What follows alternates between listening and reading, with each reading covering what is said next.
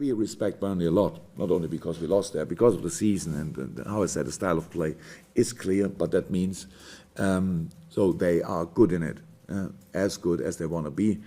Maybe not always. I think Jordan is not always 100% happy, and especially with their results, but with performance maybe more often than with the results.